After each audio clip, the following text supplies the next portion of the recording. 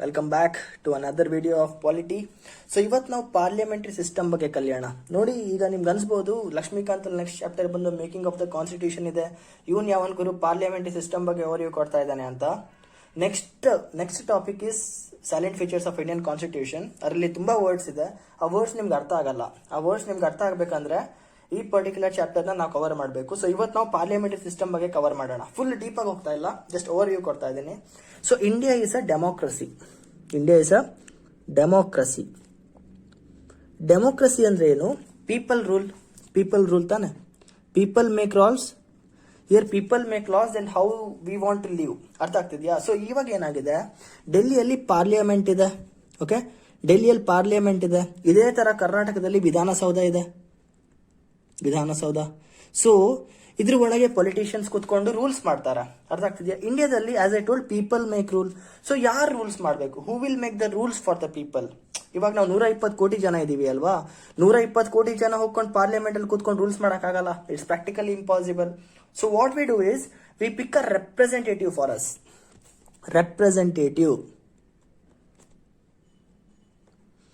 Representative ಅಂದ್ರೆ he is a person who will represent us as a hole.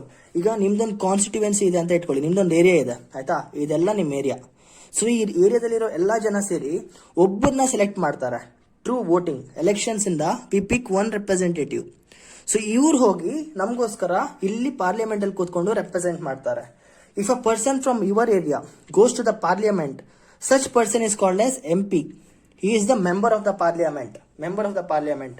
ಅದೇ ನಿಮ್ ಏರಿಯಾದಿಂದ ಒಬ್ಬ ವ್ಯಕ್ತಿ ವಿಧಾನಸೌಧಕ್ಕೆ ಎಲೆಕ್ಟ್ ಆದ್ರೆ he is called as MLA, member of legislative assembly. ಇಷ್ಟು ಅರ್ಥ ಆಗಿದೆ ಅನ್ಕೊಳ್ತೇನೆ.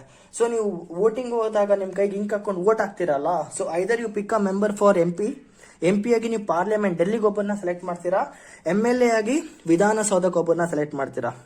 ಇಷ್ಟು ಅರ್ಥ ಆಗಿದೆ ಅನ್ಕೊಳ್ತೇನೆ. So in democracy people make the rules, but ಎಲ್ಲರೂ ಹೋಗಕ್ಕಾಗಲ್ಲ. ಆದ್ರಿಂದ you pick one representative and send him to your constituency. ನಿಮ್ ಕಾನ್ಸ್ಟಿಟ್ಯೂಯೆನ್ಸಿಂದ ನೀವು ಒಬ್ಬರನ್ನ ಎಲೆಕ್ಟ್ ಮಾಡಿ ಕಳಿಸ್ತೀರಾ. ಸೊ ಅವರು ಒಬ್ರು ಪಾರ್ಲಿಮೆಂಟ್ಗೆ ಹೋಗ್ತಾರೆ MP ಆಗಿ 5 ವರ್ಷಕ್ಕೆ, ಇನ್ನೊಬ್ರು MLA ಆಗಿ ವಿಧಾನಸೌಧಕ್ಕೆ ಹೋಗ್ತಾರೆ 5 ವರ್ಷಕ್ಕೆ. ಇಷ್ಟು ಅರ್ಥ ಆಗಿದೆ ಅಂತ ಅನ್ಕೊಳ್ತೇನೆ. ಸೊ ಡೆಮೋಕ್ರಸಿಯಲ್ಲಿ 2 ತರ ಇದೆ. There are 2 types of democracy. ಇದು ನಿಮ್ಗೆ ಅರ್ಥ ಆಗಬೇಕು. First one is called as parliamentary system. ಇದಕ್ಕೆ ಎಕ್ಸಾಂಪಲ್ ಬೇಕಂದ್ರೆ ಡೆಫಿನೆಟ್ಲಿ ನಮ್ಮ ಇಂಡಿಯಾನೇ ಒಂದು ಎಕ್ಸಾಂಪಲ್, ಕೆನಡಾ ಕೂಡ ಒಂದು example. Okay, Canada, India examples for parliamentary system. Second one is presidential system. ಇದಕ್ಕೆ example of course USA. So ಇದು ನಿಮ್ಗೆ ಅರ್ಥ ಆಗಬೇಕು ಅಂದ್ರೆ ನಿಮಗೆ 3 ವರ್ಡ್ಸ್ ಅರ್ಥ ಆಗಬೇಕು, 3 words. One is legislature, executive, judiciary. ನಾನು ಹೇಳ್ತಲ್ವಾ ಮುಂದೆ ಹೇಳ್ತೀನಿ ಅಂತ, ಇವಾಗ ಹೇಳ್ತಾ ಇದ್ದೀನಿ, ಕೇಳಿಸ್ಕೊಳ್ಳಿ. ಲೆಜಿಸ್ಲೇಚರ್ ಅಂದ್ರೆ these are the people, these are your representatives. ನೀವು ಯಾರ್ಯಾರನ್ನ ರೆಪ್ರೆಸೆಂಟೇಟಿವ್ ಆಗಿ ಸೆಲೆಕ್ಟ್ ಮಾಡ್ತೀರಲ್ವಾ, they become the legislator. These are the people, your politicians spelling ಬೇಜಾರು ಮಾಡ್ಕೋಬೇಡಿ, ಕೈ ತಿರುಗ್ತಿಲ್ಲ. MLAs, MPs, okay? All these people whom you select become the legislators. They make the rules for us. They make the laws for us. ನಮಗೋಸ್ಕರ loss ನ ಮಾಡ್ತಾರೆ. ನಾವು ಹೇಗೆ ಬದುಕಬೇಕು, ಏನೇನ್ ಚೇಂಜಸ್ ಬೇಕು, ಇದನ್ನೆಲ್ಲ ಮಾಡೋದು ಲೆಜಿಸ್ಲೇಟರ್. ಓಕೆ, ಎಕ್ಸಿಕ್ಯೂಟಿವ್ ಅಂದ್ರೆ ಏನ್ ರೂಲ್ಸ್ ಇದೆ ಇದನ್ನ ಇವರು ಇಂಪ್ಲಿಮೆಂಟ್ ಮಾಡ್ತಾರೆ. They implement them for us. And all the executive officers are nothing but a part of government. These is the government. ಇವರು ಗವರ್ನಮೆಂಟ್. ಈಗ CM ಇದಾರಲ್ವಾ, chief minister, prime minister, health minister, defence minister, ಯಾವೇ minister ಬೇಕು, these are all ministers. These are also for 5 years. These are called as executive. Iವರು executive officers. Ministers ಏನಿದ್ದಾರೆ, prime minister, chief minister, home minister, defense minister, you name them. All are a part of executive and they implement this. ಇವರು ದುಡ್ಡು ತಗೊಳ್ತಾರೆ budget ಆಗಿ and they implement them for the people. So legislators are the people who are MPs and MLAs. Executive are the people who are ministers. ಆಯ್ತಾ? Judiciary ಅಂದ್ರೆ ಏನು? This is our court. ಜುಡಿಷಿಯರಿಯಲ್ಲಿ justice ಸಿಗತ್ತೆ ನಮಗೆ. In case legislator ಏನಾದ್ರು ತಪ್ಪು rules ಮಾಡಿದ್ರೆ, executive ಏನಾದ್ರು ಸರಿಯಾಗಿ ಫಂಕ್ಷನ್ ಮಾಡದೇ ಇದ್ರೆ, judiciary will put a check. ನೀವು ಯಾಕೆ ಕೆಲಸ ಮಾಡ್ತಿಲ್ಲ, ಈ ರೂಲ್ ಏನಿದು, ಈ ರೂಲ್ಗೆ ಅರ್ಥ ಇದೆಯಾ, ಇದಕ್ಕೊಂದು ಸಂಬಂಧ ಇದೆಯಾ? ಫಾರ್ ಎಕ್ಸಾಂಪಲ್ ಈಗ ಜಮ್ಮು ಅಂಡ್ ಕಾಶ್ಮೀರ್ ನಿಮ್ಗೆ ಗೊತ್ತಿರತ್ತೆ, ಜಮ್ಮು ಅಂಡ್ ಕಾಶ್ಮೀರ್ ಕೇಸ್ ಗೊತ್ತಿರತ್ತೆ. Jammu and Kashmir was split into union territories, ಹೌದಾ? ಸೊ ಇದನ್ನ ಇದು ಸರಿನಾ ತಪ್ಪಾ ಅಂತ ಜುಡಿಷಿಯರಿ ಡಿಸೈಡ್ ಮಾಡುತ್ತೆ. ಸದ್ಯಕ್ಕೆ ಮಾಡ್ತಾ ಇಲ್ಲ, ಆ ಕೇಸ್ ಹೋಲ್ಡ್ ಅಲ್ಲಿ ಇದೆ, ಬಟ್ ಹೇಳ್ತಾ ಇದ್ದೇನೆ, ಇನ್ ಕೇಸ್ ಜುಡಿಷಿಯರಿ ಇದು ತಪ್ಪು, ಇದು ಸರಿ ಅಲ್ಲ ಅಂತ ಏನಾದ್ರು ಜಡ್ಜ್ಮೆಂಟ್ ಕೊಟ್ಬಿಟ್ರೆ, this will again become a state. ಆ ಯೂನಿಯನ್ ಟೆರಿಟರಿ ಅಂತ ಏನು 2018-19 ಅಲ್ಲಿ ಸ್ಪ್ಲಿಟ್ ಆಗಿತ್ತು, ಅದು ಡಮಾರ್ ಹೋಗ್ಬಿಡತ್ತೆ. That is the power of judiciary. So ಈ ಮೂರರಲ್ಲಿ ಲೆಜಿಸ್ಲೇಟಿವ್, ಎಕ್ಸಿಕ್ಯೂಟಿವ್, ಜುಡಿಷಿಯರಿ ಇಂಡಿಪೆಂಡೆಂಟ್, ಒಂದಕ್ಕೊಂದು ಸಂಬಂಧ ಇಲ್ಲ. ಫಸ್ಟ್ ಥಿಂಗ್ ಇದು. ಎರಡನೇದು, ಈ ಮೂರಲ್ಲಿ ಯಾವುದು ಎಲ್ಲದಕ್ಕಿಂತ ಪವರ್ಫುಲ್ ಅಂತ ಅನ್ಸಿದ್ರೆ ನಿಮ್ಗೆ, definitely it's judiciary. Judiciary is the most powerful thing. And ಜುಡಿಷಿಯರಿಯಲ್ಲಿ ಎರಡು ತುಂಬಾ ಪವರ್ಫುಲ್ ಕೋರ್ಟ್ಸ್. ಒಂದು supreme court of India, the highest court of approach. Second ones are high courts. And ಆಮೇಲೆ ಬರೋದು district courts and other courts. This is the sequence. Okay, ಇದು separate chapter ಇದೆ courts ಅಂತ. ಅವಾಗ ನಾನು ಇದ್ರ ಬಗ್ಗೆ ಎಲ್ಲ ಕ್ಲಿಯರ್ ಕಟ್ ಆಗಿ ಐಡಿಯಾ ಕೊಡ್ತೇನೆ. ಇವಾಗ ಇದೆರಡರ ಮೇಲೆ ಫೋಕಸ್ ಮಾಡಿ, legislator, executive. So L and E ಅವ್ರದ್ದು ರಿಲೇಶನ್ಶಿಪ್ ಮೇಲೆ, relationship between these two, we can split the democracy into two types: parliamentary democracy, presidential democracy. So presidential democracy ಅಂದ್ರೆ ಲೆಜಿಸ್ಲೇಟರ್ ಮತ್ತೆ ಎಕ್ಸಿಕ್ಯೂಟಿವ್ಗೆ ಸಂಬಂಧನೇ ಇರಲ್ಲ. ನೀನ್ ಯಾರೋ, ನಾನ್ ಯಾರೋ, ನಾನ್ ನಿನಗೇನು ಮಾಡ್ಬೇಕಂತ ಇಲ್ಲ, ನೀನ್ ನನಗೇನು ಆನ್ಸರ್ ಮಾಡ್ಬೇಕಂತ ಇಲ್ಲ ಅಂತ. ಇನ್ ಕೇಸ್ ಲೆಜಿಸ್ಲೇಟರ್ ಎಕ್ಸಿಕ್ಯೂಟಿವ್ ನ ಕ್ವಶನ್ ಮಾಡಬೇಕು ಅಂದ್ರೆ ಆಗಲ್ಲ. ಅಂದ್ರೆ ಈಗ ಪಾರ್ಲಿಮೆಂಟ್ಗೆ ಮಿನಿಸ್ಟರ್ನ ಕರೆಸಿ ಕ್ವಶನ್ ಮಾಡೋ ಅಧಿಕಾರ ಪ್ರೆಸಿಡೆನ್ಷಿಯಲ್ ಸಿಸ್ಟಮ್ ಅಲ್ಲಿ ಇಲ್ಲ, ಇದರಲ್ಲಿಲ್ಲ. ಬಟ್ ಪಾರ್ಲಿಮೆಂಟರಿ ಸಿಸ್ಟಮ್ ಅಲ್ಲಿ ಲೆಜಿಸ್ಲೇಟರ್ ಮತ್ತೆ ಎಕ್ಸಿಕ್ಯೂಟಿವ್ಗೆ ಡೈರೆಕ್ಟ್ ಕನೆಕ್ಷನ್ ಇದೆ. ಡೈರೆಕ್ಟ್ ಕನೆಕ್ಷನ್ ಇದೆ. ನೀವು ಇಂಡಿಯಾದಲ್ಲಿ ಎಕ್ಸಿಕ್ಯೂಟಿವ್ ಆಫೀಸರ್ ಆಗ್ಬೇಕಂದ್ರೆ, okay, you should be a part of legislator. ನೀವೀಗ PM ಆಗಿದ್ರಲ್ವಾ, prime minister, you should also be a minister. To be a minister you should also be an MP. You should also be a part of LA. ನೀವು legislator ಆದ್ರೆ ಮಾತ್ರ executive officer ಆಗ್ಬೋದು. Direct ಆಗಿ PM ಆದ್ರೂ ಕೂಡ class ಇದೆ, ಅದನ್ನ ನಾನು ಮುಂದೆ ಎಕ್ಸ್ಪ್ಲೇನ್ ಮಾಡ್ತೇನೆ. ಆ ಕ್ಲಾಸ್ ಇದೆ, ಇನ್ ಕೇಸ್ ನೀವು ಲೆಜಿಸ್ಲೇಟರ್ ಆಗಿಲ್ಲ, ನೀವು MP ಆಗಿಲ್ಲ, ನಿಮ್ಮನ್ನ ಡೈರೆಕ್ಟ್ ಆಗಿ ಕೂಡ PM ಮಾಡಬಹುದು. You can directly become PM of India. But given a condition, 6 months ಒಳಗೆ ನೀವು MP ಆಗಿ ಎಲೆಕ್ಟ್ ಆಗಬೇಕು. Either from Rajya Sabha or from Lok Sabha, you should become an MP. That is the condition. ನೋಡಿ ಇಲ್ಲಿ ಏನು, ನೀವು ಲೆಜಿಸ್ಲೇಟರ್ ಆಗಿದ್ರೆ ಎಕ್ಸಿಕ್ಯೂಟಿವ್ಗೆ ಎಲೆಕ್ಟ್ ಆಗ್ತೀರಾ, ಇದೇ ಕಾನ್ಸೆಪ್ಟ್. ಪ್ರೆಸಿಡೆನ್ಷಿಯಲ್ ಸಿಸ್ಟಮ್ ಅಲ್ಲಿ ಇದೆಲ್ಲ, ಪಾರ್ಲಿಮೆಂಟರಿ ಸಿಸ್ಟಮ್ ಅಲ್ಲಿ ಇದೆ. ಯಾಕೆ? To enhance the relationship. ಇಲ್ಲಿ ರೆಸ್ಪಾನ್ಸಿಬಿಲಿಟಿ ಮತ್ತೆ ರಿಲೇಶನ್ಶಿಪ್ ಎರಡು ಕಾಣುತ್ತೆ ನಿಮ್ಗೆ.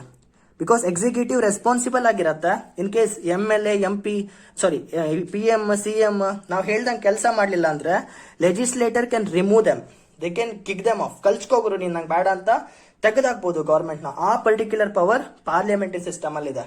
ಓಕೆ, ಸೊ ನಿಮ್ಗೆ ಪಾರ್ಲಿಮೆಂಟರಿ ಸಿಸ್ಟಮ್ ಮತ್ತೆ ಪ್ರೆಸಿಡೆನ್ಷಿಯಲ್ ಸಿಸ್ಟಮ್ ಅರ್ಥ ಆಗಿದೆ ಅನ್ಕೊಳ್ತೇನೆ. ಏನದು, ಲೆಜಿಸ್ಲೇಟರ್ ಮತ್ತೆ ಎಕ್ಸಿಕ್ಯೂಟಿವ್ಗೆ ಸಂಬಂಧನೇ ಇಲ್ಲ ಅಂದ್ರೆ that is presidential system. Legislator and executive inter connected ಆಗಿದ್ರೆ, ಅದೇ MP ಆಗಿರಬೇಕು ಮತ್ತೆ ಮಿನಿಸ್ಟರ್ ಆಗ್ಬೇಕಂತ ಏನಾದ್ರು ರೂಲ್ಸ್ ಇದ್ರೆ, ರಿಲೇಶನ್ಶಿಪ್ ಇದ್ರೆ ಎರಡಕ್ಕೂ, that becomes parliamentary system. And India follows parliamentary system. So ಇವಾಗ ಡೀಪ್ ಆಗಿ ಸ್ವಲ್ಪ ಅರ್ಥ ಮಾಡ್ಕೊಳ್ಳೋಣ, ಏನೇನ್ ಫೀಚರ್ಸ್ ಇರುತ್ತೆ ಪಾರ್ಲಿಮೆಂಟರಿ ಸಿಸ್ಟಮ್ ಅಲ್ಲಿ ಅಂತ. ಕರೆಂಟ್ ಇಲ್ಲ ಗುರು, ತುಂಬಾ ಶಕೆ ಆಗ್ತಿದೆ. Okay, features of parliamentary system. Features ಏನೇನಿರುತ್ತೆ, ಕ್ಯಾರೆಕ್ಟರಿಸ್ಟಿಕ್ಸ್ ಏನು ಅಂತ. First one, dual heads. ಎರಡು ಹೆಡ್ ಇರ್ತಾರೆ.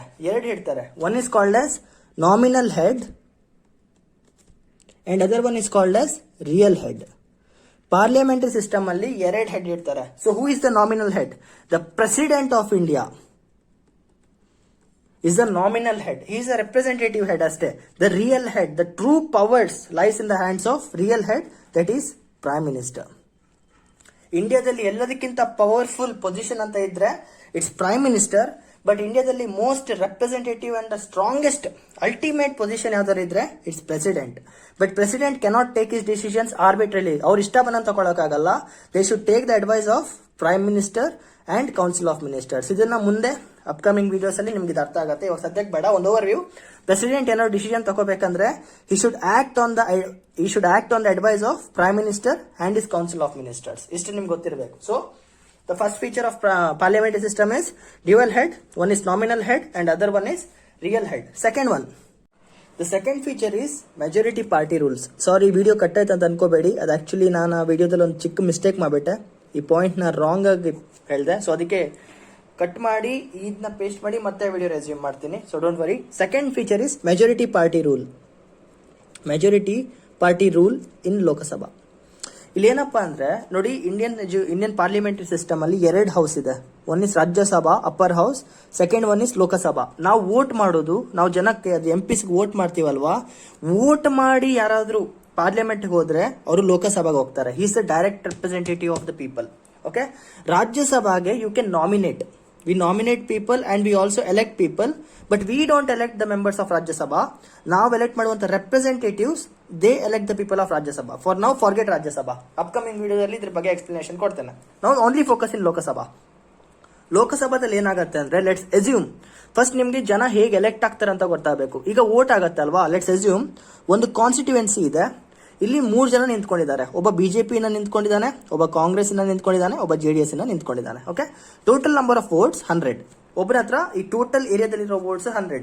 ಬಿಜೆಪಿಗೆ 30 ವೋಟ್ ಬರುತ್ತೆ, ಕಾಂಗ್ರೆಸ್ಗೆ 34 ವೋಟ್ ಬರುತ್ತೆ, JDSಗೆ 36 ವೋಟ್ ಬರುತ್ತೆ.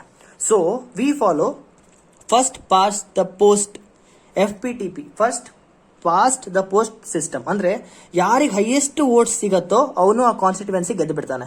ಸೊ ಇಲ್ಲಿ ಯಾರು ಗೆಲ್ತಾರೆ? JDS. ನೋಡಿ 36 ವೋಟ್ ಇದೆ. 50% ವೋಟ್ ಸಿಕ್ಕಿಲ್ಲ ಪುಣ್ಯಾತ್ಮನಿಗೆ, but still he has 36% votes. ಅಂದ್ರೆ he has the highest votes among this two. So ಈ ಕಾನ್ಸ್ಟಿಟ್ಯೂನ್ಸಿ ಏನಿದೆ ಇದು JDS ಹೊರಟೋಗುತ್ತೆ. So JDS gets 1 seat. ಅರ್ಥ ಆಯ್ತಾ? JDS gets 1 seat. ಕಾನ್ಸೆಪ್ಟ್ ಅರ್ಥ ಮಾಡ್ಕೊಳ್ಳಿ. ಓಕೆ, ಈ ತರ ತುಂಬಾ ಕಾನ್ಸ್ಟಿಟ್ಯೂನ್ಸಿ ಇರುತ್ತೆ. ಲೆಟ್ಸ್ ಅಸ್ಯೂಮ್ 100 ಕಾನ್ಸ್ಟಿಟ್ಯೂನ್ಸಿ ಇದೆ, 100 ಕಾನ್ಸ್ಟಿಟ್ಯೂನ್ಸಿ. ಸೊ ಇಲ್ಲಿಂದ ತುಂಬಾ ಜನ MP ಗಳು ಸೆಲೆಕ್ಟ್ ಆಗಿ ಲೋಕಸಭಾಗೆ ಹೋಗ್ತಾರೆ. ಓಕೆ, ಈಗ ಗವರ್ಮೆಂಟ್ ಫಾರ್ಮ್ ಮಾಡೋದು ಹೇಗೆ? ಏನ್ ಮೋದಿ ಅವ್ರು ಫಾರ್ಮ್ ಮಾಡಿದಾರಲ್ವಾ ಬಿಜೆಪಿ ಗವರ್ನಮೆಂಟ್, ಈ ತರ ಗವರ್ನಮೆಂಟ್ ಫಾರ್ಮ್ ಆಗೋದು ಹೇಗೆ? ಈ ತರ ಗವರ್ಮೆಂಟ್ ಫಾರ್ಮ್ ಆಗ್ಬೇಕಂದ್ರೆ ನಿಮ್ಗೆ 50% ಪ್ಲಸ್ 1 ಸೀಟ್ ಬರಬೇಕು. ಅಂದ್ರೆ 51% ಸೀಟ್ಸ್ ಬರಬೇಕು. ಇದರ ನಾಟ್ 51%, 50% ಪ್ಲಸ್ 1 ಸೀಟ್. ಅಂದ್ರೆ ಈಗ ಟೋಟಲ್ 100 MP ಸೀಟ್ ಇದೆ ಅಂತ ಇಟ್ಕೊಳ್ಳಿ. ಓಕೆ, ಇವಾಗ ನೀವು ಗವರ್ಮೆಂಟ್ ಫಾರ್ಮ್ ಮಾಡ್ಬೇಕಂದ್ರೆ ನೀವು ಮೆಜಾರಿಟಿ ಪ್ರೂವ್ ಮಾಡಬೇಕು. What is the condition? Total number of seats divided by 2 plus 1. ಅಂದ್ರೆ ಈಗ 100 ಸೀಟ್ ಇದೆ ಅಲ್ವಾ, 100 divided 2 plus 1 that is 51 seats. ನಿಮ್ಗೆ 51 ಸೀಟ್ಸ್ ಬಂದ್ರೆ ನೀವು ಗವರ್ಮೆಂಟ್ ನ ಫಾರ್ಮ್ ಮಾಡಬಹುದು. ಅರ್ಥ ಆಗ್ತಿದೆಯಾ? ಇಷ್ಟೇ. ಸೊ ಮೆಜಾರಿಟಿ ಪಾರ್ಟಿ ರೂಲ್ ಅಂದ್ರೆ, ಮೆಜಾರಿಟಿ ಪಾರ್ಟಿಗೆ ಯಾರಿಗೆ 51%, ಯಾರಿಗೆ ಮೆಜಾರಿಟಿ ಸೀಟ್ಸ್ ಬಂದಿರುತ್ತೋ they form the government, they create the government. Government ಅಂದ್ರೆ ಏನು? CM, PM, Council of Ministers. This is called as government. PM and these ministers are called as central government. CM and these ministers is called as state government. This is how government is formed. Majority ಸಿಕ್ಕಿದ್ರೆ ಮಾತ್ರ ನೀವು government ನ form ಮಾಡಬಹುದು. In case let's assume ಬಿಜೆಪಿಗೆ ಬರೀ 30 seat ಸಿಕ್ತು. Seat ಹೇಳ್ತಾ ಇದ್ದೀನಿ, ಇವಾಗ ನಾನು ವೋಟ್ ಹೇಳ್ತಾ ಇಲ್ಲ, ಸೀಟ್ ಹೇಳ್ತಾ ಇದ್ದೀನಿ, ಅರ್ಥ ಮಾಡ್ಕೊಳ್ಳಿ. ಕಾಂಗ್ರೆಸ್ಗೆ 34 ಸೀಟ್ ಸಿಕ್ತು, JDSಗೆ ಬರೀ 36 ಸೀಟ್ ಸಿಕ್ತು. ಕ್ಲಿಯರ್ ಕಟ್, ಯಾರಿಗೂ ಮೆಜಾರಿಟಿ ಇಲ್ಲ. ನೋಡಿ, ಯಾರಿಗೂ 51% ವೋಟ್ ಬಿದ್ದಿಲ್ಲ. ಇಂಥ ಸಿಚುವೇಶನ್ ಅಲ್ಲಿ ಏನಾಗತ್ತೆ ಅಂದ್ರೆ, ಯಾರಿಗೆ ಹೈಯೆಸ್ಟ್ ಸೀಟ್ ಸಿಕ್ಕಿರತ್ತೋ, ಫಸ್ಟ್ ಹೈಯೆಸ್ಟ್ ಸೀಟ್, ಅವರಿಗೆ ಒಂದು ಚಾನ್ಸ್ ಸಿಗತ್ತೆ. They have to prove their majority. They will get a chance to prove their majority in Lok Sabha. ಇದಕ್ಕೆ ಇವ್ರು ಏನ್ ಮಾಡಬೇಕು? JDS can go to Congress and say that ಮಗ ನಾವಿಬ್ರು ಕೈ ಸೇರಿಸ್ಕೊಂಡು ಗವರ್ಮೆಂಟ್ ಕಟ್ಬಿಡೋಣ. ಸೊ ಅವಾಗ ಏನಾಗುತ್ತೆ? JDS has 36 seats, Congress has 36 seats. Total ಎಷ್ಟಾಯ್ತು? 70 ಸೀಟ್ಸ್. ಗ್ರೇಟರ್ ದೆನ್ 50 ತಾನೆ? ಸೊ ಏನಾಯ್ತು? ಗವರ್ನಮೆಂಟ್ ಫಾರ್ಮ್ ಆಯ್ತು. This is how government forms. Either you have clear cut ಮೆಜಾರಿಟಿಯಿಂದನು 50% ಸೀಟ್ ನಿಮ್ ಪಾರ್ಟಿಗೆ ಬಂದ್ರೆ ಗವರ್ಮೆಂಟ್ ಫಾರ್ಮ್ ಆಗುತ್ತೆ. ಇಲ್ಲಾಂದ್ರೆ ಸಮ್ಮಿಶ್ರ ಸರ್ಕಾರ, ಕೋalition ಗವರ್ಮೆಂಟ್ ಅಂತಾರೆ ಇಂಗ್ಲಿಷ್ ಅಲ್ಲಿ, ಕೋalition. ಈ ಗವರ್ಮೆಂಟ್ ಫಾರ್ಮ್ ಮಾಡಿ ಕೂಡ ಇದನ್ನ ಪ್ರೂವ್ ಮಾಡಬಹುದು. ರಾಮಾಚಾರಿ ಫಿಲ್ಮ್ ಅಲ್ಲಿ ಯಶ್ ಅವ್ರು ಹೇಳ್ತಾರೆ, ನೋಡಿದೀರಾ? 30, 60, 70 ಸೀಟ್ ಬಂದವರು ಸರ್ಕಾರನೇ ಕಟ್ತಾರಂತೆ ಅಂತ. ಇದು ಸೊ ಯಾರಿಗೆ ಮೆಜಾರಿಟಿ ಇರುತ್ತೋ 50%, ಅವರು ಲೋಕಸಭಾದಲ್ಲಿ ಗವರ್ನಮೆಂಟ್ ಕಟ್ತಾರೆ. ಇವಾಗ ಮೆಜಾರಿಟಿ ಇರೋದು ಬಿಜೆಪಿಗೆ. ಅದಕ್ಕೆ ನರೇಂದ್ರ ಮೋದಿ ಮತ್ತೆ ಅವ್ರ ಗವರ್ಮೆಂಟ್ ವರ್ಕ್ ಆಗ್ತಿದೆ. So that is called S majority party rule. ಇದು ಅರ್ಥ ಆಗಿದೆ ಅಂತ ಅನ್ಕೊಳ್ತೇನೆ. ಕೋalition ಗವರ್ಮೆಂಟ್ ಎಕ್ಸಾಂಪಲ್ ಬೇಕಂದ್ರೆ 2018 ಕರ್ನಾಟಕ ಎಲೆಕ್ಷನ್ಸ್. ನಿಮಗೆ ನೆನಪಿದ್ರೆ ಬಿಜೆಪಿ ರೋಡ್ ನ ಕ್ರಾಸ್ ಮಾಡಕ್ಕೆ, ಆ ಮಿನಿಮಮ್ ಪೋಸ್ಟ್ ಇದು ಏನು ಕ್ರಾಸ್ 50% ಸೀಟ್ ನ ಗೆಲ್ಲಕ್ಕೆ ತುಂಬಾ ಹತ್ರ ಇತ್ತು. ಉಳ್ಕೊಬಿಟ್ರು, ಮಿಸ್ ಆಗೋಯ್ತು ಅವರಿಗೆ. ಅವಾಗ ಏನಾಯ್ತು? ಕಾಂಗ್ರೆಸ್ ಅವರು ತುಂಬಾ ಸೀಟ್ ಗೆದ್ದಿದ್ರು, ಬಟ್ ಅವ್ರೇನು ಅಷ್ಟು ಮೆಜಾರಿಟಿ ಇಲ್ಲ. ಬರೀ 30-35 ಸೀಟ್ ಗೆದ್ದಿದ್ರು ಗುರು JDS. ಅವಾಗ ಏನಾಯ್ತು? ಕಾಂಗ್ರೆಸ್ JDS ಫಾರ್ಮ್ ಮಾಡ್ಕೊಂಡು ಸಮ್ಮಿಶ್ರ ಸರ್ಕಾರ ಕಟ್ಬಿಟ್ರು. ನೆನಪಿದೆಯಾ ನಿಮ್ಗೆ? 2018 ಅಲ್ಲಿ ಆಗಿದೆ. ಬರೀ 35 ಸೀಟ 36 ಸೀಟ್ ಗೆದ್ದು ಕುಮಾರಣ್ಣ CM ಆಗ್ಬಿಟ್ರು. ಹೇಗೆ ಇದರಿಂದಾನೆ ಮೆಜಾರಿಟಿ ಪಾರ್ಟಿ ರೂಲ್ ಮಾಡುತ್ತೆ, ಅದಕ್ಕೆ ಅವ್ರು ಸಿ ಎಂ ಆದ್ರು. ಇಲ್ಲ ಆಗಿದ್ರೆ ಬಿಜೆಪಿಗೆ ಅವತ್ತು ಏನಾದ್ರು 50% ಮೆಜಾರಿಟಿ ಬಂದಿದ್ರೆ ಡೈರೆಕ್ಟ್ ಗೌರ್ಮೆಂಟ್ ಫಾರ್ಮ್ ಮಾಡ್ತಿದ್ರು. This is second rule, that is majority party rules. Central government ಅಲ್ಲಿ ನೀವು ಮೆಜಾರಿಟಿ ಆದ್ರೆ ನಿಮ್ government central government, you will become the P M and you will have council of ministers. ಅದೇ state government ಅಲ್ಲಿ majority ಇದ್ರೆ you can become the C M or you can be a part of council of ministers. ಇಷ್ಟ ಅರ್ಥ ಆದ್ರೆ ಸಾಕು. This is the second point. Okay, ಜೈ ಇರಬೇಕು. Okay, third one, dual membership. ಇವಾಗ ನೀವು ಕೇಳ್ಬೋದು ಡ್ಯುಯಲ್ ಮೆಂಬರ್ಶಿಪ್ ಏನು ಅಂತ. ನಾನು ಹೇಳ್ದೆ ಅಲ್ವಾ, ಇನ್ ಕೇಸ್ ನೀವು ಮಿನಿಸ್ಟರ್ ಆಗಬೇಕು ಅಂದ್ರೆ ಇಂಡಿಯಾದಲ್ಲಿ ನೀವು ಮಿನಿಸ್ಟರ್ ಆಗಬೇಕು ಅಂದ್ರೆ, ಎಕ್ಸಿಕ್ಯೂಟಿವ್ ಡಿಪಾರ್ಟ್ಮೆಂಟ್ ನೀವು ಮಿನಿಸ್ಟರ್ ಆಗಬೇಕಂದ್ರೆ what is the condition? You should be in legislature. This is dual membership, that's it. You should be a part of legislature also, you should be a part of executive also. ಅಂದ್ರೆ ನೀವೀಗ legislator ಅಲ್ಲಿ MLA ಆಗಿದ್ರೆ, okay, ನೀವು legislator ಆಗಿ MP ಆಗಿದ್ರೆ, okay, MP example ತಗೊಳ್ಳೋಣ. ನೀವು MP ಆಗಿದ್ರೆ ನಿಮ್ majority party rule majority lead ಮಾಡಿದ್ರೆ then you can become PM. ನೋಡಿ, ನೀವು ಲೆಜಿಸ್ಲೇಟರ್ ಅಲ್ಲಿ ಕೂಡ ಪಾರ್ಟ್ ಆಗಿದ್ದಾರೆ MP ಆಗಿ, ಅಂಡ್ ಎಕ್ಸಿಕ್ಯೂಟಿವ್ ಅಲ್ಲಿ ಮಿನಿಸ್ಟರ್ ಆಗಿದ್ದಾರಾ. To be a minister in India, you should be an MP in central government. To be a minister in states, ಅಂದ್ರೆ ನೀವು ಚೀಫ್ ಮಿನಿಸ್ಟರ್ ಆಗ್ಬೇಕಂದ್ರೆ you should be a MLA. That is dual membership.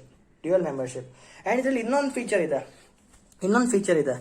ನೀವು legislator ಇನ್ನೂ ಆಗಿಲ್ಲ, ನೀವಿನ್ನೂ MP ಆಗೇ ಇಲ್ಲ, ಆಯ್ತಾ, MP ಆಗಿಲ್ಲ, but still BJP decides that I will make you PM. ಇದಕ್ಕೆ ಪರ್ಮಿಷನ್ ಇದೆ, ಇದಕ್ಕೆ ಸ್ಪೆಷಲ್ ಕ್ಲಾಸ್ ಇದೆ ಇಂಡಿಯಾದಲ್ಲಿ. ದಟ್ ಈಸ್ ನಿಮ್ಮನ್ನ PM ಮಾಡಬಹುದು, ನಿಮ್ಮನ್ನ ಪ್ರೈಮ್ ಮಿನಿಸ್ಟರ್ ಇಲ್ಲ ಯಾವುದೇ ಮಿನಿಸ್ಟರ್ ಮಾಡಬಹುದು, ಗಿವನ್ ದಟ್ 6 months ಒಳಗೆ ನೀವು ಯಾವ್ದಾದ್ರು ಒಂದು ಕಾನ್ಸ್ಟಿಟ್ಯೂಯೆನ್ಸಿ ಅನ್ನ ಎಲೆಕ್ಟ್ ಆಗಬೇಕು. 6 ತಿಂಗಳ ಒಳಗೆ ಒಂದು ಎಲೆಕ್ಷನ್ ಆಗುತ್ತೆ, ಅದರಲ್ಲಿ ನೀವು MLA MP ಆಗಿ ಸೆಲೆಕ್ಟ್ ಆದ್ರೆ ನೀವು PM ಪೋಸ್ಟ್ ನ ಕಂಟಿನ್ಯೂ ಮಾಡಬಹುದು. ಇನ್ ಕೇಸ್ ನೀವು MP ಆಗ್ಲಿಲ್ಲ ಅಂದ್ರೆ ಯು ಹ್ಯಾವ್ ಟು ರಿಸೈನ್. ಅದಿದೆ. ನೀವು ಒಂದು ಡೈರೆಕ್ಟ್ MP ಆಗಿ ಆಮೇಲೆ PM ಆಗ್ಬೋದು, ಇಲ್ಲ PM ಆಗಿ ಆಮೇಲೆ MP ಆಗ್ಬೋದು 6 months ಅಲ್ಲಿ. This is what called as dual membership, ಆಯ್ತಾ. That is you will be a member of both legislator as MP and executive as a minister. This is dual membership. ಇದು ಅರ್ಥ ಆಗಿರುತ್ತೆ. Fourth one, responsibility ಇರುತ್ತೆ, collective responsibility. Collective spellings ನಾನು ಬಾಯಲ್ಲಿ ಹೇಳ್ತಾ ಇದ್ದೀನಿ, ಬರ್ಕೊಳ್ಳಿ. Collective responsibility. What is collective responsibility? This is one of the ultimate feature of India. ಅದೇನಂದ್ರೆ ಅದಕ್ಕೊಂದು ಫ್ರೇಸ್ ಇದೆ, council of ministers is collectively responsible to the parliament in general. ಬರ್ಕೊಳ್ಳಿ, council of ministers is collectively responsible to parliament in general and Lok Sabha in particular. ಮತ್ತೆ ಹೇಳ್ಬೇಕಾ? Council of ministers is collectively responsible to parliament in general and Lok Sabha in particular. What is it? Council of ministers ಏನಿದೆ, legislators ಏನಿದ್ದಾರೆ, they can call the executive officers, that is PM, defence minister, external affairs minister, ಯಾವ್ಯಾವ minister ಎಲ್ಲ ministers ನ ಪಾರ್ಲಿಮೆಂಟ್ಗೆ ಕರೆದು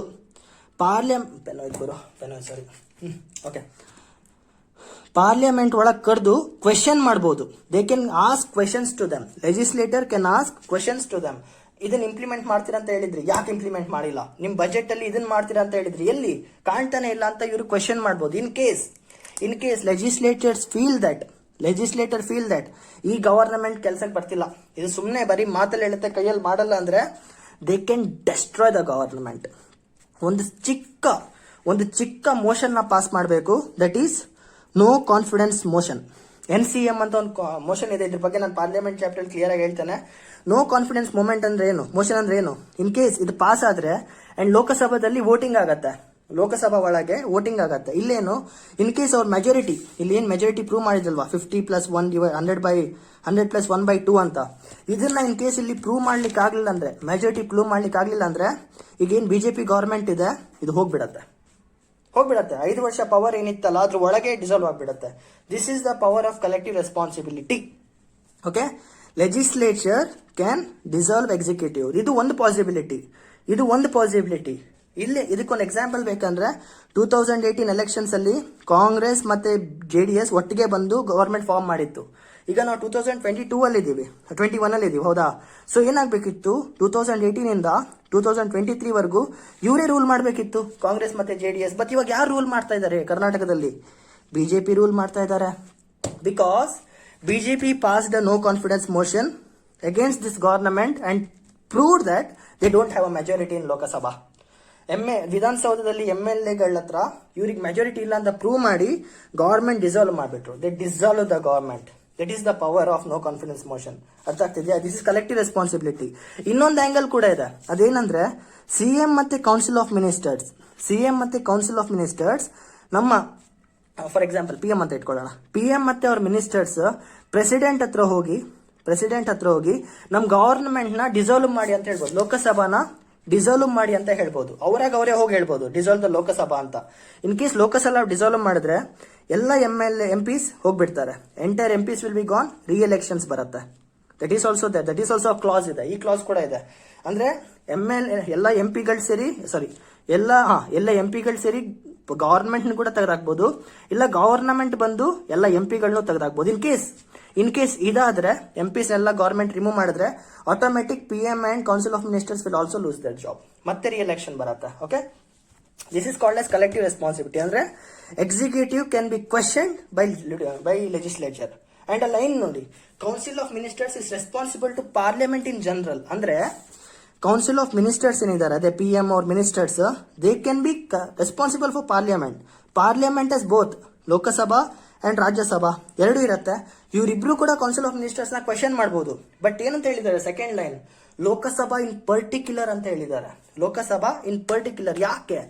ಲೋಕಸಭಾದಲ್ಲಿ ಇವ್ರು ಏನಾದ್ರೂ ಹೆಚ್ಚು ಕಮ್ಮಿ ಮಾಡಿದ್ರೆ ಅಂಡ್ ಲೋಕಸಭಾದಲ್ಲಿ ಮಾತ್ರ only Lok Sabha can pass no confidence motion. Okay, Rajya Sabha cannot pass it.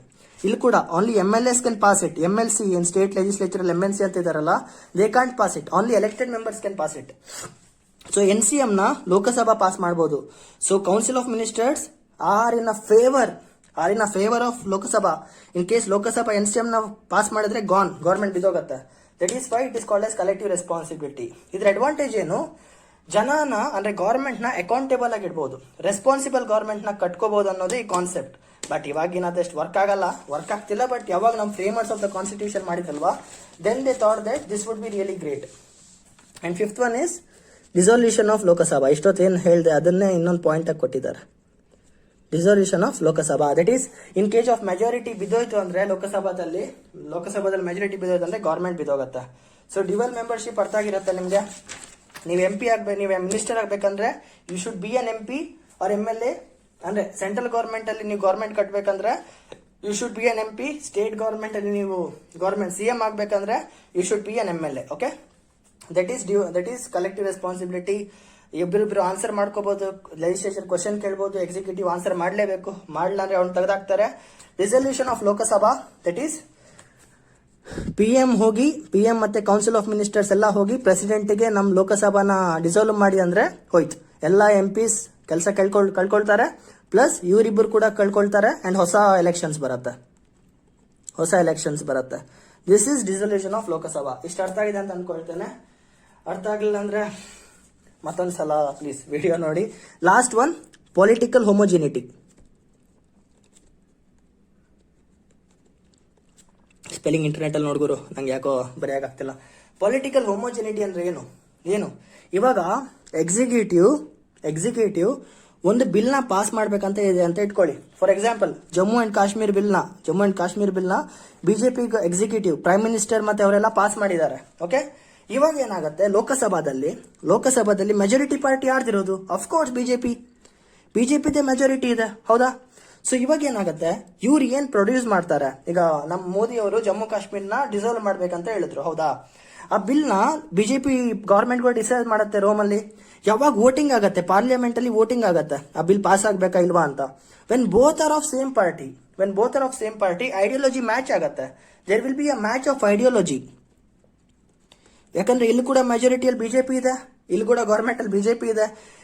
Congress ಅವ್ರು ಎಷ್ಟು ಬಾಯ್ ಬಡ್ಕೊಂಡ್ರು ಕೂಡ ಬಿಲ್ ಪಾಸ್ ಆಗೋಗತ್ತೆ. 50% ಸಿಂಪಲ್ ಮೆಜಾರಿಟಿಯಲ್ಲಿ ಬಿಲ್ ಪಾಸ್ ಆಗೋಯ್ತು. ಮೆಜಾರಿಟಿ ಬಗ್ಗೆ ನಾನು ನೆಕ್ಸ್ಟ್ ಕ್ಲಾಸ್ ಅಪ್ಕಮಿಂಗ್ ಕ್ಲಾಸ್ ಅಲ್ಲಿ ಗೊತ್ತಾಗತ್ತೆ ನಿಮ್ಗೆ. ಮೆಜಾರಿಟಿ ಅಂದ್ರೆ ಏನು? 50% ಜನ ಎಸ್ ಅಂದ್ರೆ ಬಿಲ್ ಪಾಸ್. ಗವರ್ಮೆಂಟ್ ಫಾರ್ಮ್ ಆಗಕ್ಕೆ 50% ಬೇಕು ಇಲ್ಲಿ. ಸೊ ಇಲ್ಲಿ ಮಿನಿಮಮ್ 50% ಬಿಜೆಪಿ ಅವ್ರು ಇದಾರೆ, ಬಿಲ್ ಪಾಸ್ ಆಗೋಯ್ತು. Same ideology. ಬಿಜೆಪಿ ಗವರ್ಮೆಂಟ್ ಏನ್ ಹೇಳತ್ತೋ ಬಿಜೆಪಿ MPs ಕೂಡ ಅದೇ ಮಾಡ್ತಾರೆ. Done. That is called as political homogeneity. ಇದು ಕೂಡ ಒಂದು ಅಡ್ವಾಂಟೇಜ್ ಅಂಡ್ ಒಂದು ಫೀಚರ್. ಬಟ್ ಒಂದು ಡ್ರಾಬ್ಯಾಕ್ ಏನಂದ್ರೆ, ಇನ್ ಕೇಸ್ ಬಿಜೆಪಿ ಗೌರ್ಮೆಂಟ್ ಏನೋ ಒಂದು ಆಕ್ಟ್ ಮಾಡ್ತಾ ಇದೆ, ಫಾರ್ ಎಕ್ಸಾಂಪಲ್ ಫಾರ್ಮ್ ಲಾಸ್ ನ ಇಂಟ್ರೊಡ್ಯೂಸ್ ಮಾಡ್ತಾ ಇದೆ ಇವಾಗ, ಗೊತ್ತು ತಾನೆ. ಅಂಡ್ ಮತ್ತೊಂದು ಹೇಳ್ಬೇಕಂದ್ರೆ, ಈಗ ಅವರು ಕ್ಯಾಪಿಟಲಿಸಮ್ ನ ಪ್ರಮೋಟ್ ಮಾಡ್ತಾ ಇದ್ದಾರೆ. ಕೋಲ್ ಮೈನ್ಸ್ ನ ಸೆಲ್ ಮಾಡ್ತೀವಿ, ರೋಡ್ಗಳನ್ನ ಸೆಲ್ ಮಾಡ್ತೀವಿ, ಒಳ್ಳೆ ಉಪೇಂದ್ರ ಅವ್ರದ್ದು ಸೂಪರ್ ಫಿಲ್ಮ್ ನೋಡ್ಕೊಂಡು ಇನ್ಸ್ಪೈರ್ ಆದಂಗಿದೆ. ಇಂಥ ಒಂದು ರೂಲ್ ದೇಶಕ್ಕೆ ನೆಗೆಟಿವ್ ಇಂಪ್ಯಾಕ್ಟ್ ನ ಕೊಡ್ಬೋದು. ಇದನ್ನ ಕಾಂಗ್ರೆಸ್ ಅವರು ನಿಜವಾಗ್ಲೂ ಅಪೋಸ್ ಮಾಡ್ತಾ ಇರಬಹುದು, ಬಟ್ ಅಪೋಸ್ ಮಾಡಿದ್ರು ಏನು ಕಿತ್ಕೊಳ್ಳಕ್ ಆಗಲ್ಲ, ಬಿಕಾಸ್ ಸಿಂಪಲ್ ಮೆಜಾರಿಟಿಯಲ್ಲಿ ಬಿಲ್ ಪಾಸ್ ಆಗಿ ಹೋಗುತ್ತೆ. ಕಾಂಗ್ರೆಸ್ ಅವರು ಎಷ್ಟೇ ಅಪೋಸ್ ಮಾಡಿದ್ರು ಕೂಡ ಏನು ಯೂಸ್ ಆಗಲ್ಲ. That is one drawback of political homogeneity. In case BJP government ಮೆಜಾರಿಟಿಯಲ್ಲಿ ಇದ್ದು ಯಾವ್ದಾದ್ರು ಬಿಲ್ ಪಾಸ್ ಮಾಡಿದ್ರೆ ಪಾಸ್ ಆಗಿ ಹೋಗುತ್ತೆ. That is one drawback. Okay, so the 6 features ಅರ್ಥ ಆಗಿದೆ ಅನ್ಕೊಳ್ತೇನೆ. Dual head, majority party rule, dual membership, collective responsibility, dissolution of Lok Sabha, and finally political homogeneity. Okay, presidential system ಬಗ್ಗೆ ಹೇಳ್ಬೇಕಂದ್ರೆ it's complete reverse of it. ಅದ್ರ ಬಗ್ಗೆ ಏನ್ ಬೇಡ, but ಹೇಳ್ತೇನೆ. ಪ್ರೆಸಿಡೆನ್ಷಿಯಲ್ ಸಿಸ್ಟಮ್ ಅಲ್ಲಿ first point, it's single head ಅಂದ್ರೆ ಏನು? ಅಲ್ಲಿ ಬರೀ ಒಂದೇ ಹೆಡ್ ಇರ್ತಾರೆ. ಇಲ್ಲಿ ಇಂಡಿಯಾದಲ್ಲಿ 2 ಹೆಡ್ ಇದ್ದಾರೆ, ನಾಮಿನಲ್ ಹೆಡ್ ಮತ್ತೆ ರಿಯಲ್ ಹೆಡ್ ಅಂತ. ಪ್ರೆಸಿಡೆನ್ಷಿಯಲ್ ಸಿಸ್ಟಮ್ ಅಲ್ಲಿ only president is the head, that's it. Second one, majority party rule ಆಗತ್ತೆ ಅಂತ ಗ್ಯಾರಂಟಿ ಇಲ್ಲ. ಅದು ಯಾಕೆ ಅಂತ ಬೇಡ ನಿಮ್ಗೆ, ಬಟ್ ಅಲ್ಲಿ ಮೆಜಾರಿಟಿ ಪಾರ್ಟಿ ರೂಲ್ ಆಗಲ್ಲ. Third one, single membership. ಇಲ್ಲೇನು ಲೆಜಿಸ್ಲೇಟರ್ ಮತ್ತೆ ಎಕ್ಸಿಕ್ಯೂಟಿವ್ ಅಲ್ಲಿ ಪಾರ್ಟ್ ಆಗಿರ್ಬೇಕು. ಅಲ್ಲಿ ನೀವು ಲೆಜಿಸ್ಲೇಟರ್ ಅಲ್ಲಿ ಪಾರ್ಟ್ ಆಗಬೇಕಂತಲ್ಲ, ಡೈರೆಕ್ಟ್ ಎಕ್ಸಿಕ್ಯೂಟಿವ್ ಆಫೀಸರ್ ಆಗ್ಬೋದು. Single membership. ಫೋರ್ತ್ ಒನ್, ಅದೇನಿದೆ ಕಲೆಕ್ಟಿವ್ ರೆಸ್ಪಾನ್ಸಿಬಿಲಿಟಿ ಅಂತ ಒಂದಿದೆ ಅಲ್ವಾ, ಅಂದ್ರೆ ಲೆಜಿಸ್ಲೇಟಿವ್ ಕ್ಯಾನ್ ಕ್ವಶನ್ ಎಕ್ಸಿಕ್ಯೂಟಿವ್ ಅಂತ. ಪ್ರೆಸಿಡೆನ್ಷಿಯಲ್ ಸಿಸ್ಟಮ್ ಅಲ್ಲಿ ಇದಲ್ಲ. They can't even question executive. 5 ವರ್ಷ ಅವ್ನು ಏನು ಮಾಡ್ತಾನೆ ಅದೇ ನ್ಯಾಯ, ಅದೇ ಧರ್ಮ ಅಷ್ಟೇ. And fifth one, they can not, legislature can not dissolve, executive can not dissolve legislature. ಅಂದ್ರೆ PM plus council of ministers ಹೋಗಿ ಪ್ರೆಸಿಡೆಂಟ್ ಹತ್ರ ಕೇಳ್ತಾರಲ್ವಾ ಲೋಕಸಭಾನ ಡಿಸಾಲ್ವ್ ಮಾಡಿ ಅಂತ, ಆ ತರ ಪ್ರೆಸಿಡೆನ್ಷಿಯಲ್ ಸಿಸ್ಟಮ್ ಅಲ್ಲ ಫೀಚರ್ ಇಲ್ಲ. Okay, this is the major differences between parliamentary system and the presidential system. So ಇವಾಗ ಅಡ್ವಾಂಟೇಜಸ್ ಮತ್ತೆ ಡಿಸ್ಅಡ್ವಾಂಟೇಜಸ್ ಬಗ್ಗೆ ಡಿಸ್ಕಸ್ ಮಾಡೋಣ. ಅಡ್ವಾಂಟೇಜಸ್ ಏನು ಇಷ್ಟೊತ್ತು ನಾನು ಹೇಳಿದ್ ನಿಮ್ಗೆ ಅರ್ಥ ಆದ್ರೆ ಇವಾಗ ನಿಮ್ಗೆ ಡೈರೆಕ್ಟ್ ಆಗಿ ಅರ್ಥ ಆಗತ್ತೆ. Advantages, first one, collective responsibilities advantage. Question ಮಾಡಬಹುದು, ಹೌದಾ? ಎಕ್ಸಿಕ್ಯೂಟಿವ್ ನ ಲೆಜಿಸ್ಲೇಟರ್ ಕ್ವಶನ್ ಮಾಡಬಹುದು. So that is the first advantage, collective responsibility. Second one, harmony between the legislature and executive. Harmony ಯಾಕೆ? ಎಕ್ಸಿಕ್ಯೂಟಿವ್ ಅಲ್ಲಿ ಇರೋದು ಕೂಡ ಗವರ್ಮೆಂಟ್ ಬಿಜೆಪಿ ಪಾರ್ಟಿದು, ಲೆಜಿಸ್ಲೇಚರ್ ಇರೋ majority ಕೂಡ ಬಿಜೆಪಿ ಪಾರ್ಟಿದು. ಸೊ ಇವ್ರು ಏನೇ ರೂಲ್ಸ್ ಮಾಡಿದ್ರು ಇವ್ರು ಪಾಸ್ ಮಾಡ್ಬಿಡ್ತಾರೆ, ಬಿಲ್ ಪಾಸ್ ಆಗಿ ಹೋಗುತ್ತೆ. ಹಾರ್ಮೋನಿ ಇರುತ್ತೆ. ಇಲ್ಲಿ ಇನ್ ಕೇಸ್ ಬಿಜೆಪಿ ಗವರ್ಮೆಂಟ್ ಏನೋ ಡಿಸ್ಕಸ್ ಮಾಡಿದ್ರೆ ಎಕ್ಸಿಕ್ಯೂಟಿವ್ ಕೂಡ ಅದನ್ನ ಪಾಸ್ ಮಾಡುತ್ತೆ. ಎಕ್ಸಿಕ್ಯೂಟಿವ್ ಏನಾದ್ರು ಪ್ರಪೋಸ್ ಮಾಡಿದ್ರೆ ಬಿಜೆಪಿ ಗವರ್ಮೆಂಟ್ ಪಾಸ್ ಮಾಡುತ್ತೆ. ಕಾಂಗ್ರೆಸ್ ಅವ್ರು ಸುಮ್ಮನೆ ಕೈ ಕಟ್ಕೊಂಡು ನಿಂತ್ಕೊಂಡ್ರೆ ಆಯ್ತು. That is the harmony of legislature and executive. And the third one, prevents the concentration of power. ಅಂತ ಅನ್ಕೊಳ್ತಾರೆ, ಬಟ್ ಇದೆಲ್ಲ ಯೂಸ್ ಇಲ್ಲ. Prevents the concentration of power. ಇದರ ಅರ್ಥ ಏನು? ಲೆಜಿಸ್ಲೇಟರ್ ಮತ್ತೆ ಎಕ್ಸಿಕ್ಯೂಟಿವ್, ಇನ್ ಕೇಸ್ ಎಕ್ಸಿಕ್ಯೂಟಿವ್ ಏನಾದ್ರೂ ಒಂದು ರೂಲ್ಸ್ ನ ಇಂಪ್ಲಿಮೆಂಟ್ ಮಾಡ್ತಾ ಹೋದ್ರೆ, ಅವ್ರಿಗೆ ಬಾಯಿಗೆ ಬಂದಂಗೆ ರೂಲ್ಸ್ ನ ಇಂಪ್ಲಿಮೆಂಟ್ ಮಾಡ್ತಾ ಹೋದ್ರೆ, ಲೆಜಿಸ್ಲೇಟರ್ ವಿಲ್ ಆಸ್ಕ್ ದೆಮ್ ಯಾಕೆ ಇಂಪ್ಲಿಮೆಂಟ್ ಮಾಡ್ತಾ ಇದಾರೆ, ಯಾಕೆ ಮಾಡ್ತಾ ಇದ್ದೀರಾ ಅಂತ ಕ್ವಶನ್ ಮಾಡ್ಬೋದು. ಬಟ್ ಇನ್ ಕೇಸ್ ಆ ರೂಲ್ ನ ರಿಕಾಲ್ ಮಾಡಬೇಕು ಅಂದ್ರೆ ಲೆಜಿಸ್ಲೇಚರ್ ಜನ ಅದ್ರ ಅಗೇನ್ಸ್ಟ್ ಆಗಿ ವೋಟ್ ಹಾಕ್ಬೇಕು. ವೋಟ್ ಹಾಕ್ಲೇಬೇಕು. ಈಗ ಜಮ್ಮು ಕಾಶ್ಮೀರ್ನ ಸ್ಪ್ಲಿಟ್ ಮಾಡಿದ್ದೇನಿದೆ ಅಲ್ವಾ, ಇದ್ರ ಅಗೇನ್ಸ್ಟ್ ಆಗಿ ಜನ ವೋಟ್ ಮಾಡಿದ್ರೆ ಅದು ಪಾಸ್ ಆಗ್ತಾ ಇರ್ಲಿಲ್ಲ. ಬಟ್ ಏನಾಯ್ತು, ಲೋಕಸಭಾದಲ್ಲಿ ಮೆಜಾರಿಟಿ ಇರೋದು ಬಿಜೆಪಿ ತಾನೆ. ಸೊ ಲೋಕಸಭಾದಲ್ಲಿ ಬಿಲ್ ಪಾಸ್ ಆಗತ್ತೆ. ಬಟ್ ಮತ್ತೆ ಈ ರೂಲ್ ಯಾಕಿದೆ, ಕಾನ್ಸಂಟ್ರೇಷನ್ ಆಫ್ ಪವರ್ ಯಾಕಿದೆ ಅಂತ ನೀವು ಅನ್ಕೋಬಹುದು. ಬಿಜೆಪಿ ಇಲ್ಲಿ ರೂಲಿಂಗ್ ಅಲ್ಲಿ ಇದ್ರೆ, ಇಲ್ಲಿ ಮೆಜಾರಿಟಿ ಇದ್ರೆ, ಮತ್ತೆ ಈ ಬಿಲ್ ನ ತಡೆಯಕ್ಕೆ ಚಾನ್ಸ್ ಇಲ್ವಾ ಅಂತ ನೀವು ಅನ್ಕೋಬಹುದು. ಚಾನ್ಸ್ ಇದೆ. That is Rajya Sabha. ನೋಡಿ, 2 ಹೌಸ್ ಇದೆ ಪಾರ್ಲಿಮೆಂಟ್ ಅಲ್ಲಿ, ಲೋಕಸಭಾ, ರಾಜ್ಯಸಭಾ. ಲೋಕಸಭಾದಲ್ಲಿ ಪಕ್ಕಾ ಮೆಜಾರಿಟಿ ಪಾರ್ಟಿ ರೂಲ್ ಇರತ್ತೆ. ಓಕೆ, ಬಟ್ ರಾಜ್ಯಸಭಾದಲ್ಲಿ ಮೆಜಾರಿಟಿ ಪಾರ್ಟಿ ರೂಲ್ ಇರ್ಬೇಕಂತ ಏನಿಲ್ಲ. ಇಲ್ಲಿ ಕಾಂಗ್ರೆಸ್ ಅವ್ರು ಜಾಸ್ತಿ ಇರ್ಬೋದು. ಫಾರ್ ಎಕ್ಸಾಂಪಲ್ ಕಾಂಗ್ರೆಸ್ ಅವ್ರು 3/4 ಇರ್ಬೋದು. ಇಲ್ಲಿ ಇಲ್ಲ, ಬಿಲ್ ಫೇಲ್ ಆಗೋಗತ್ತೆ. 2 ಕಡೆಯಿಂದ ಪಾಸ್ ಆದ್ರೆ ಮಾತ್ರ ಬಿಲ್ ಪಾಸ್ ಆಗತ್ತೆ, ಇಲ್ಲಾಂದ್ರೆ ಫೇಲ್ ಆಗತ್ತೆ. ಲೋಕಸಭಾದಲ್ಲಿ ಬಿಲ್ ಪಾಸ್ ಆಗ್ಬಹುದು. ಲೋಕಸಭಾದಲ್ಲಿ Jammu and Kashmir bill pass ಆಯ್ತು. ರಾಜ್ಯಸಭಾದಲ್ಲಿ there is another chance for the government to fail it. ಇಲ್ಲಿರೋ ಎಂಪಿಗಳಿಗೆ ಒಂದು ಚಾನ್ಸ್ ಇದೆ, ನಾಟ್ ಗವರ್ನಮೆಂಟ್, ಇಲ್ಲಿರೋ ಎಂಪಿಗಳಿಗೆ ಒಂದು ಚಾನ್ಸ್ ಇದೆ ಅದನ್ನ ಫೇಲ್ ಮಾಡಕ್ಕೆ. ಸೊ ಇನ್ ಕೇಸ್ ರಾಜ್ಯಸಭಾದಲ್ಲಿ ಬಿಲ್ ಫೇಲ್ ಆಗಿದ್ರೆ ಬಿಲ್ ಫೇಲ್ ಆಗಿಬಿಟ್ಟಿರೋದು. ಬಟ್ ಅನ್ಫಾರ್ಚುನೇಟ್ಲಿ ಅದಾಗಲಿಲ್ಲ. So Jammu and Kashmir became union territory. Jammu and Kashmir example ಯಾಕೆ ಕೊಡ್ತಾ ಇದ್ದೀನಿ ಅಂದ್ರೆ ನಿಮ್ಗೆ ನೆನಪಿರತ್ತೆ ಅಂತ. So prevents the concentration of power. ಯಾಕೆ? ಲೋಕಸಭಾದಲ್ಲಿ ಬಿಲ್ ಪಾಸ್ ಆದ್ರೂ ಕೂಡ ರಾಜ್ಯಸಭಾದಲ್ಲಿ ಫೇಲ್ ಆಗೋ ಚಾನ್ಸಸ್ ಇರುತ್ತೆ.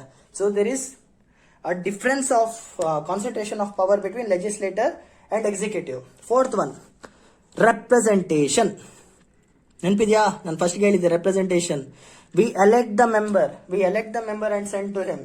ಸೊ ಕರ್ನಾಟಕದಿಂದ ಎಲೆಕ್ಟ್ ಆಗಿ ಹೋಗುವಂತ ಮೆಂಬರ್ಸ್, ನಿಮ್ ಪರ್ಟಿಕ್ಯುಲರ್ ರೀಜನ್ ಇರುವಂತ ಮೆಂಬರ್ಸ್, ನಿಮ್ಗೆ ಏನು ಇಷ್ಟನೋ ಅದನ್ನ ಅಲ್ಲಿ ರೆಪ್ರೆಸೆಂಟ್ ಮಾಡಬೇಕು, ಅದನ್ನ ಅಲ್ಲಿ ರೆಪ್ರೆಸೆಂಟ್ ಮಾಡಬೇಕು. ಸೊ ರೆಪ್ರೆಸೆಂಟೇಷನ್ ಇರುತ್ತೆ.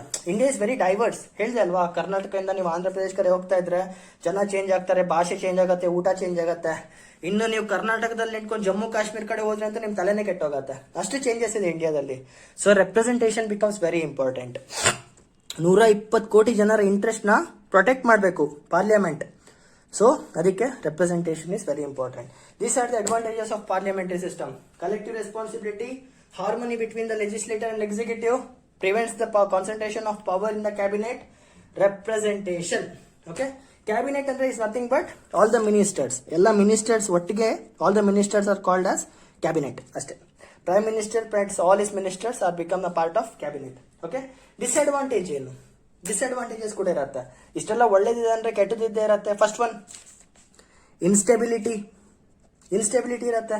ಫಾರ್ ಎಕ್ಸಾಂಪಲ್, ಲೋಕಸಭಾದಲ್ಲಿ NCM ಪಾಸ್ ಆದ್ರೆ ಗವರ್ಮೆಂಟ್ ಹೋಯ್ತು, ಹೌದಾ? ಇನ್ ಕೇಸ್ ಗವರ್ನಮೆಂಟ್ ಪ್ರೆಸಿಡೆಂಟ್ ಹತ್ರ ಹೋಗ್ಕೊಂಡು ಲೋಕಸಭಾ ಡಿಸಾಲ್ವ್ ಮಾಡಿ ಅಂದ್ರೆ ಲೋಕಸಭಾ ಹೋಯ್ತು. ಪದೇ ಪದೇ ಡಿಸಾಲ್ವ್ ಆಗ್ತಾ ಇರತ್ತೆ. Best example Karnataka. ಇವಾಗಿರೋ ಎಕ್ಸಾಂಪಲ್ ಕರ್ನಾಟಕನೇ. ಬಿಜೆಪಿ ರೂಲಿಂಗ್ ಅಲ್ಲಿ ಇದೆ. ಅದಕ್ಕಿಂತ ಮೊದಲು ಕಾಂಗ್ರೆಸ್ ಮತ್ತೆ JDS ರೂಲಿಂಗ್ ಅಲ್ಲಿ ಇತ್ತು. ಅವ್ರ ಗವರ್ಮೆಂಟ್ ಬಿದ್ದೋಯ್ತಾ? So there is no stability in this government. That is first one. Second one, conflict of interest. ಅದೇನಂದ್ರೆ, ಬಿಜೆಪಿ ಗವರ್ನಮೆಂಟ್ ಯಾವ್ದಾದ್ರು ರೂಲ್ ತಂದ್ರೆ ಲೋಕಸಭಾದಲ್ಲಿ ಇರುವಂತ ಜನ ಅದನ್ನ ಅಪೋಸ್ ಮಾಡಬಹುದು. They can oppose it. BJP central ಅಲ್ಲಿ ಎಕ್ಸಿಕ್ಯೂಟಿವ್ ಅಲ್ವಾ ಈಗ ಮೋದಿ ಗವರ್ನಮೆಂಟ್, ಇವ್ರೇನಾರು ರೂಲ್ ತಂದ್ರೆ ಲೋಕಸಭಾಕ್ಕೆ ಅದು ಇಷ್ಟ ಆಗದೆ ಇದ್ರೆ there will be a conflict. ಬೇಡ ಅಂತ ಅನ್ಸುತ್ತೆ. ಬಟ್ ಸ್ಟಿಲ್ ಲೋಕಸಭಾದಲ್ಲಿ ಬಿಲ್ ಪಾಸ್ ಆಗೋಗತ್ತೆ. This is one of the major conflicts. ರಾಜ್ಯಸಭಾದಲ್ಲಿ ಅದನ್ನ ಚೆಕ್ ಮಾಡಬಹುದು, ಬಟ್ ಅನ್ಫಾರ್ಚುನೇಟ್ಲಿ ಲೋಕಸಭಾದಲ್ಲಿ ಏನು ಕಿತ್ಕೊಳ್ಳಕ್ಕಾಗಲ್ಲ. That's why it's a conflict. Fourth one, PM government ಆಗತ್ತೆ. PM ಗವರ್ನಮೆಂಟ್ ಅಂದ್ರೆ ಇವಾಗ ನೋಡಿ, ಡೈರೆಕ್ಟ್ ಕ್ವಶನ್ ಕೇಳ್ತಾನೆ. ಈಗ ಸೆಂಟ್ರಲ್ ಅಲ್ಲಿ PM ಇದ್ದಾರೆ, ಹೌದಾ? ಮೋದಿ, ಅಫ್ಕೋರ್ಸ್ ಮೋದಿ ನಿಮ್ಗೆಲ್ಲ ನೆನಪಿರತ್ತೆ. ನಾನು ನಿಮ್ಗೊಂದು ಕ್ವಶನ್ ಕೇಳ್ತೇನೆ. ನೀವು ವೋಟ್ ಹಾಕಕ್ ಹೋದಾಗ ನಿಮ್ಮ ಕಾನ್ಸ್ಟಿಟ್ಯೂಯೆನ್ಸಿಲಿ ನಿಂತ್ಕೊಂಡಿರೋ BJP ಕ್ಯಾಂಡಿಡೇಟ್ ಹೆಸರು ನಿಮ್ಗೆ ಗೊತ್ತಾ? 99% ಜನ ಗೊತ್ತೇ ಇಲ್ಲ. Because PM name is very powerful. Modi ಹೆಸರು ಎಷ್ಟು ಪವರ್ಫುಲ್ ಆಗಿದೆ ಅಂದ್ರೆ ನಿಮ್ ಕಾನ್ಸ್ಟಿಟ್ಯೂಯೆನ್ಸಿ ನಿಂತ್ಕೊಂಡಿರೋ MP ಹೆಸರು ಕೂಡ ನಿಮ್ಗೆ ಗೊತ್ತಿರಲ್ಲ. This is one of the thing. PM government, if PM is powerful, ಬರೀ PM ಹೆಸರು ಜನ ವೋಟ್ ಹಾಕ್ತಾರೆ. ಸೊ ನೀವು ಇಲ್ಲಿಂದ ಕಳಿಸುವಂತ MP ಯಾರು ಅಂತ ಕೂಡ ನಿಮ್ಗೆ ಗೊತ್ತಿರಲ್ಲ, ಇವ್ನ ಎಂತೋನ್ ಅಂತ ಕೂಡ ಗೊತ್ತಿರಲ್ಲ. This is one problem. Other problem, PM ತುಂಬಾ ಪವರ್ಫುಲ್ ಆಗಿದ್ರೆ ಲೋಕಸಭಾದಲ್ಲಿ ಮೆಜಾರಿಟಿ MP ಬರುತ್ತೆ. ಮೆಜಾರಿಟಿ ಆಫ್ MPs BJP ಅವರು ಬರ್ತಾರೆ. So this is also a problem. ಇದು ಕೂಡ problem. Until and unless there is no strong opposition in Lok Sabha, that is opposition party, ಎಲ್ಲಾ bill pass ಆಗತ್ತೆ. ನಿಮ್ಗೆ ಇಷ್ಟ ಇಲ್ಲದೆ ಇರಲಿ. ಅವ್ರು ಯಾವುದೇ ಬಿಲ್ ಪಾಸ್ ಮಾಡಿದ್ರೆ ನೀವು ಅಕ್ಸೆಪ್ಟ್ ಮಾಡಬೇಕು. ಯಾಕೆ? Because you voted and selected him. He is representing you. And ಅವ್ನು ಏನೇ ರೆಪ್ರೆಸೆಂಟ್ ಮಾಡಿದ್ರು ಕೂಡ automatic constitution will believe that it is your interest, it's people's interest.